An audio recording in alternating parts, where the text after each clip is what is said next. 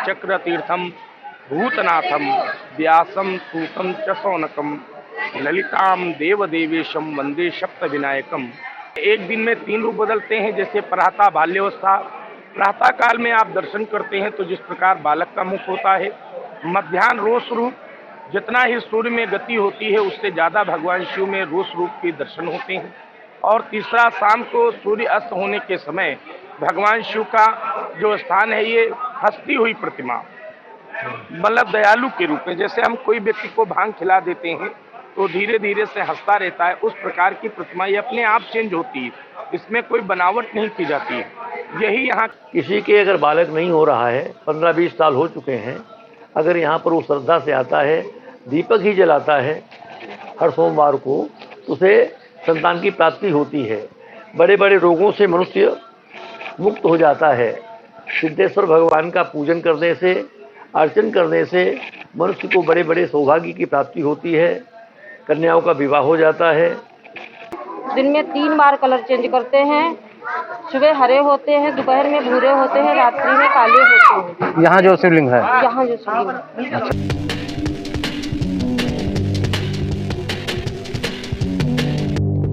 नमामि शमीशान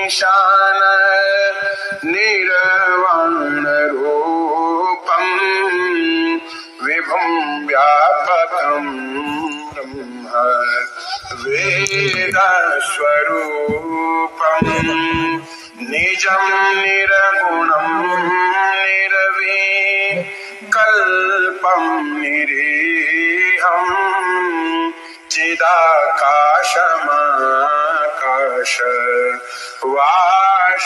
नमस्कार दोस्तों, आज है महाशिवरात्रि का महापर्व और हम इस समय हैं नैमिषारण्य के चक्र तीर्थ पर।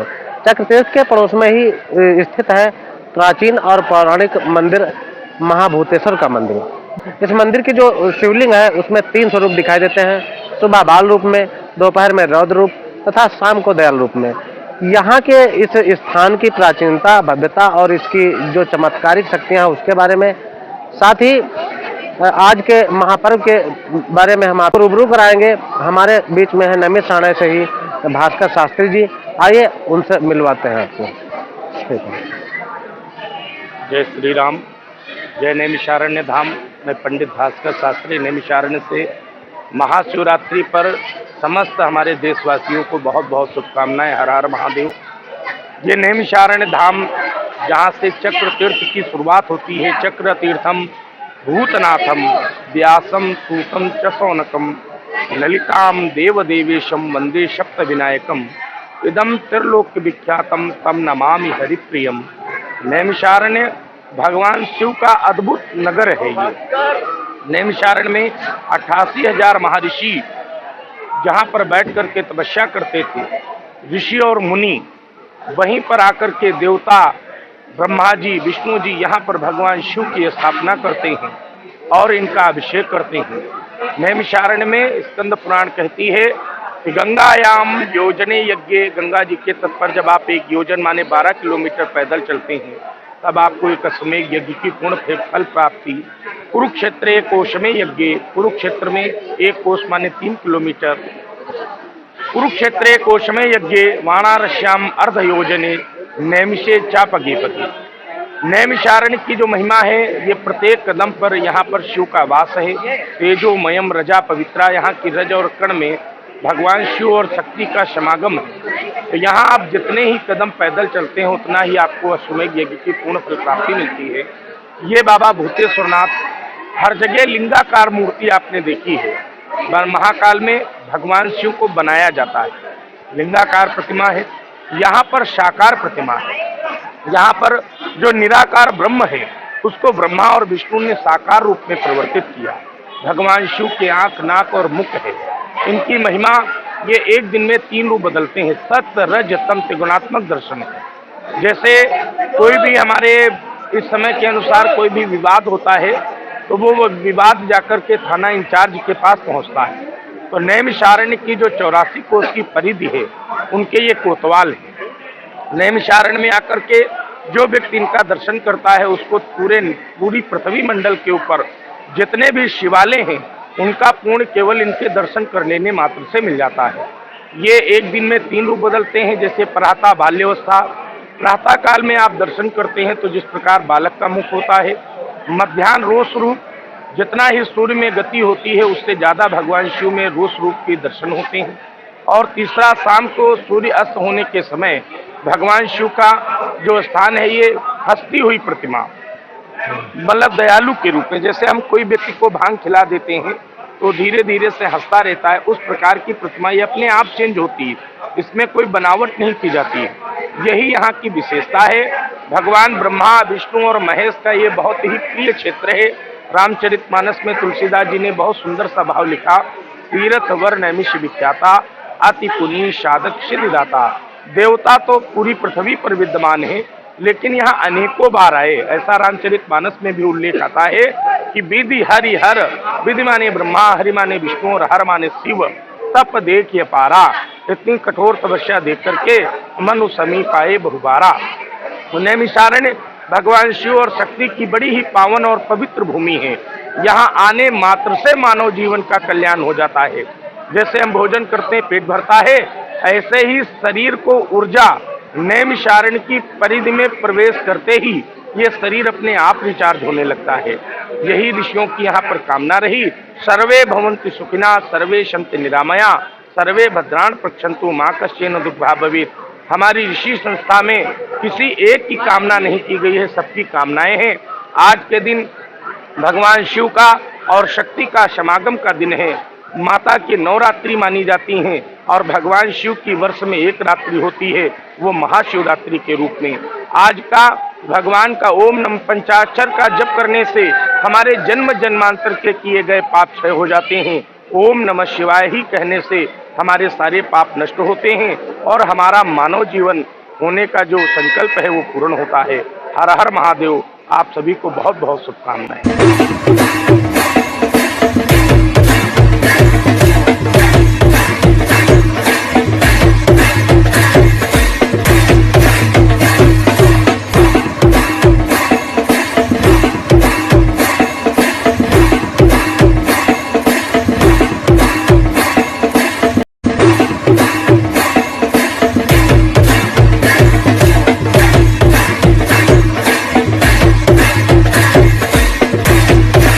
मध्य प्रदेश से आए हैं। अच्छा, यहाँ नैमिषारण्य डायरेक्ट आया कि अन्य जगह भी गए हैं? नहीं, अन्य जगह घूमते हुए आए हुए। इससे पहले मैं नैनीताल के पास कैंची धाम है जी, वहाँ गया था। फिर नैमिषारण्य धाम अभी आया हूँ। अच्छा, नैमिषारण्य की क्या विशेषता लेकर के, मतलब आपने क्या सोचा और क्या इसके बारे में सुन रखा था, जो यहाँ पर आपको क्या आकर्षण है जो खींच लाया नैमिषारण्य? क्या ये हमारे सनातन धर्म की एक ऐसी जगह है जहाँ पुराणों में विदित है सबको कि चक्रतीर्थ सबसे पावन स्थान माना गया है। तो काफी दिनों से आने की इच्छा थी। यहाँ इससे पहले आए थे? नहीं आए? नहीं, कभी नहीं आया। फर्स्ट टाइम आया? पहली बार आया जी। अच्छा अच्छा, तो यहाँ कितने दिनों तक रुकेंगे, क्या प्लान है? मैं आज रुक के और कल जाने का प्रोग्राम है कि यहाँ जो भी सिद्ध क्षेत्र है वहाँ के दर्शन किए जाए। वैसे आप प्रोफेशनल लाइफ में क्या करते हैं? प्रोफेशनल लाइफ में खेती बाड़ी है। अच्छा, खेती।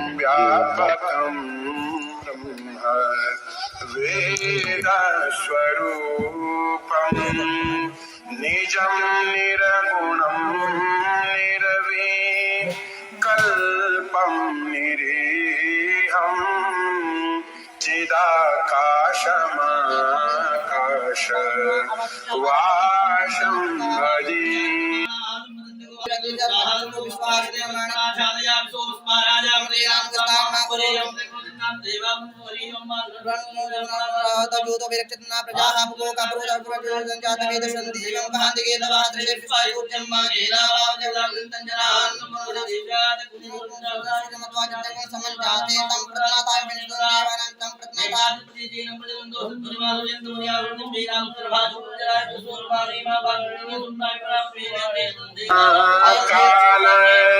कालं कृपाल। रात्रि के पावन मौके पर नैमिषारण्य में ये तो कई मंदिर हैं, शिव मंदिर, उनमें से महाशिवरात्रि के मौके पर एक ऐसा मंदिर जिसे सिद्धेश्वर महादेव मंदिर के नाम से जाना जाता है, वहाँ के मुख्य पुजारी हमारे साथ हैं। मैं उनसे इस मंदिर की क्या विशेषता है इस बारे में आप तक पहुँचाते हैं। जी, आपका परिचय और इस मंदिर की विशेषता के बारे में। ये जो मंदिर है नई सारण में गोमती नदी के किनारे जो सिद्धेश्वर बाबा का मंदिर है, इस मंदिर को सतयुग में त्रेता युग में भगवान राम ने स्थापित किया है। इस मंदिर में जब भगवान राम लंका के ऊपर चढ़ाई करके रावण को मार करके और अपने अयोध्यापुरी को वापस आए हैं सीता माता के साथ में, भगवान राम का राज्याभिषेक हो गया। उस समय जो राज्याभिषेक हो जाने के बाद जब गर्भावस्था में सीता जी थीं, तो लोकापवाद के वैसे यानी किसी धोबी के कहने से, धोबी अपनी पत्नी को, जिसकी पत्नी गायब रही थी, उसके बाद जब घर को आई तो धोबी अपनी पत्नी को पीट रहा था, कह रहा था कि मैं राम नहीं हूँ, जो रावण के घर में रही हुई सीता को उन्होंने स्वीकार कर लिया, मैं तुझे घर में नहीं रहने दूंगा। इस प्रकार की जो लोकापवाद है, गुप्तचरों के द्वारा जब भगवान राम को मालूम हुआ तो भगवान राम जो थे उन्होंने लक्ष्मण को सीता को छोड़ने के लिए निवेदन किया। तो राम की आज्ञा के द्वारा भगवान जो लक्ष्मण जी थे, रामचंद्र की आज्ञा से गर्भावस्था में स्थित सीता को लेकर के और वाल्मीकि आश्रम में छोड़ करके आते हैं। तो गर्भावस्था में सीता का परित्याग कर देने के बाद भगवान राम ने अपने कुलगुरु वशिष्ठ से कहा कि हे गुरुदेव, ये सीता को लाने के लिए मैंने समुद्र पर सेतु बांधा, रावण जैसे वीर योद्धाओं को मारा, उनको मारने के बाद मैंने गर्भावस्था में सीता का परित्याग किया। जिस सीता को मैं लेकर के विवाह करके लाया था, धनुष भंग करके लाया था, ऐसी सीता को मैंने छोड़ दिया, तो मैंने तो बड़ा पाप किया। इस पाप से मेरा उद्धार कैसे होगा? तो गुरु जो वशिष्ठ थे, रामचंद्र जी के कुलगुरु, उनके पास में इस चीज़ का जवाब नहीं था। तो उन्होंने कहा कि हमारे पास में इस चीज़ का जवाब नहीं है, इसके लिए आप नैमिषारण्य तीर्थ चलिए, क्योंकि नैमिषारण्य तीर्थ सतयुग का तीर्थ है। और पृथिव्यानि यानि तीर्थानि तानि तीर्थानि नैमिषे, धरती के ऊपर जितने भी तीर्थ हैं वो सारे समस्त तीर्थ नैमिषारण्य के 84 कोष के मंडल में विराजमान हैं। तो इसलिए नैमिषारण्य में चलिए। नैमिषारण्य तीर्थ में ऋषियों की संसद चलती है, उस ऋषियों की संसद में तुम्हारे प्रश्न का उत्तर मिल जाएगा। तो ततस्तु, तो भगवान राम अपने कुलगुरु वशिष्ठ के आदेश से अपनी जो विश्वासी मंत्री लोग थे उन सबको लेकर के नैमिषारण्य तीर्थ में आए। ततस्तु गोमती तीरे नैमिषे जन संसदी, तो गोमती नदी के किनारे पर भगवान राम यहाँ पर आए। यहाँ पर ऋषियों की संसद चला करती थी।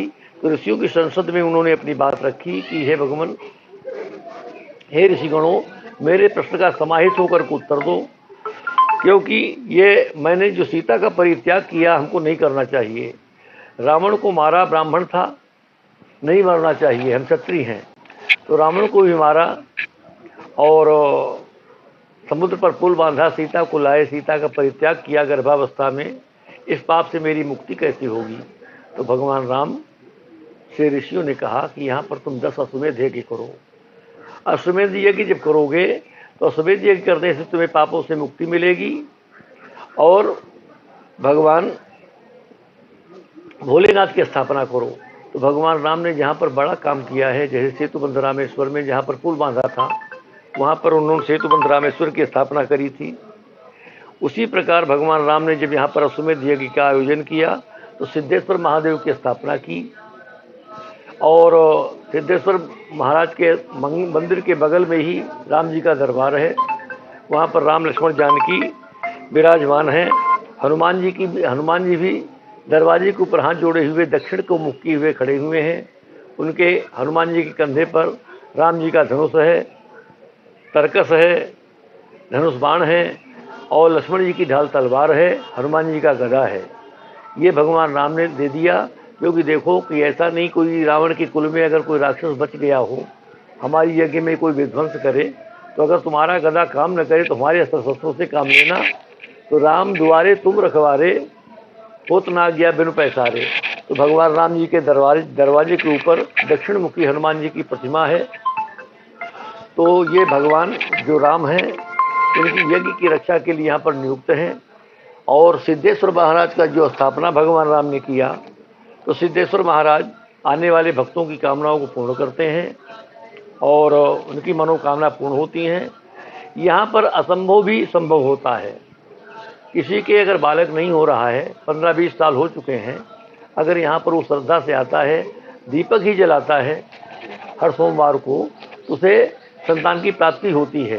बड़े बड़े रोगों से मनुष्य मुक्त हो जाता है।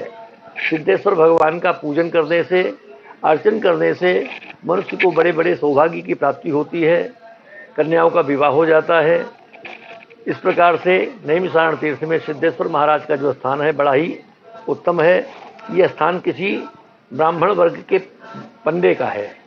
इस स्थान पर सन 2002 से हमारी संरक्षता में इस स्थान का जीर्णोद्धार हो रहा है। धीरे धीरे करके जीर्णोद्धार होता जाता है। इस स्थान के संरक्षक के रूप में भगवान भोलेनाथ ने हमको अपने पास में नियुक्त किया है, क्योंकि स्थान बहुत ही जर्जर था, जाने वाला था, बहुत ही पुराना स्थान था। अगर यहाँ पर बाबा जी हमको न बुलाते तो हो सकता है साल 2 साल 4 साल में स्थान लुप्त ही हो जाता। इसलिए भोलेनाथ ने कृपा हमारे ऊपर करी, हमको ही चुना और यहाँ पर बुला के हमको बैठा लाया। धीरे धीरे करके इस स्थान की उन्नति और तरक्की होती है, भक्तों की कामनाओं की संपूर्ति होती रहती है। आपका परिचय? और हम इस स्थान में, हम नैमिषारण्य में अनंत श्री वासुदेव संस्कृत महाविद्यालय है, उसी के रिटायर्ड प्रधानाचार्य हैं। 2017 में रिटायर हुए थे, तब से बाबा के यहाँ पर पूरा समय हम देते हैं। और यहीं मेरा नाम पंडित सदानंद द्विवेदी कहा जाता है। नैमिषारण्य का रहने वाला हूँ। यह स्थान महंत गिरधर गोपाल का है। हाँ, गिरधर गोपाल इस मंदिर के महंत हैं। इन्हीं का ये पैतृक स्थान है। निर्वाण रूपम विभुम व्यापकम ब्रह्म वेद स्वरूपम निजम निर्गुणम निर्विकल्पम निरीहम चिदाकाश वाशं भजेऽहं निराकारमोंकार। नैमिषारण्य क्षेत्र के प्राचीन स्थल शिव मंदिर, जो कि देवेश्वर धाम के नाम से जाना जाता है, महाशिवरात्रि का पर्व है।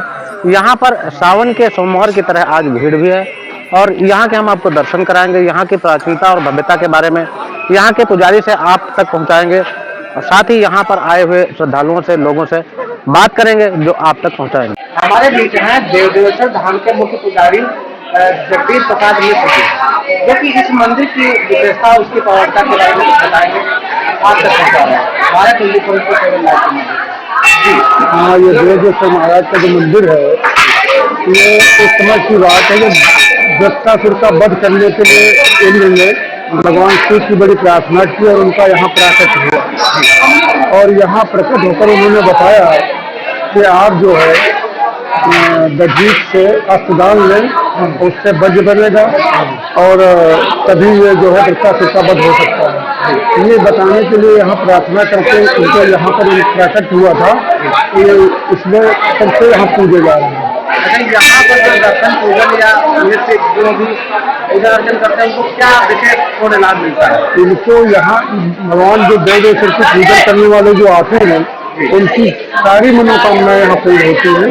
जो उनके मन में होता है अपना मांगते हैं और उनको पूरा होता है, इसीलिए बार बार आते हैं। रुद्राभिषेक यहाँ हुआ करते हैं, सर्प दोष में कम से कम 10-20 रुद्राभिषेक होते हैं।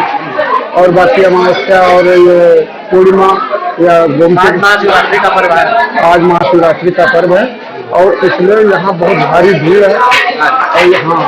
और यहाँ भगवान शिव के पूजन करके अपने मनोवांछित फल को लेने के लिए बहुत ही आए हैं। निर्वाण रूपम विभुम व्यापकम ब्रह्म वेद स्वरूपम निजम निर्गुणम निर्विकल्पम निरीहम हम इस समय हैं 88,000 ऋषि मुनियों की तपस्थली मिश्रिक में। यहाँ पर भगवान नर्मदेश्वर का मंदिर है। ये प्राचीनतम मंदिर माना जाता है। यहाँ के महत्व के बारे में हम यहाँ के जो लोग हैं उनसे जानना चाहते हैं। जी, अपना नाम बताएंगे? मेनका दीक्षित है हमारा नाम। अच्छा, इस मंदिर की प्राचीनता और क्या इसका महत्व? ये पहले नर्मदा कुंड था जी। दधीच जी के जब हड्डियों का दान हुआ है तो ये नर्मदा कुंड था। उसके बाद जब सीता जी को राम जी ने वनवास दिया है तब ये स्नान किया, लक्ष्मण जी यहाँ पे छोड़ गए थे। इस नर्मदेश्वर मंदिर बाद में हुआ है, उनको शिवलिंग इसमें इस कुंड से प्राप्त हुई है। उसके बाद ये जब वो छोड़ के चले गए हैं तो यहाँ पे जब स्नान किया है तो इसका नाम बदल गया है, सीता कुंड हो गया जी। सीता कुंड हो गया। फिर सीता जी को अनेकों शिवलिंग प्राप्त हुई है इस कुंड से, नर्मदा कुंड से जी। उसके बाद उन्होंने स्थापना किया है। सीता जी ने, हमारे भगवान शिव दिन में 3 बार कलर चेंज करते हैं। सुबह हरे होते हैं, दोपहर में भूरे होते हैं, रात्रि में काले होते हैं। यहाँ जो शिवलिंग है? यहाँ जो शिवलिंग है। अच्छा अच्छा। उसके बाद भी सीता जी वाल्मीकि आश्रम चली गई, वहाँ लौकुश हुए हैं, वहाँ सारा कुछ हुआ है। हमारे यहाँ केवल स्थापना करके वो चली गई हैं। अहिल्याबाई होलकर इंदौर की महारानी ने यहाँ दर्शन करने के कच्चे गड्ढे थे, उन्होंने ये तीर्थ का जीवन उद्धार किया और ये मंदिर हमारा छोटी छोटी ईंटों का बना हुआ है, बना करके वो चली गई। शिव भक्त थी वो,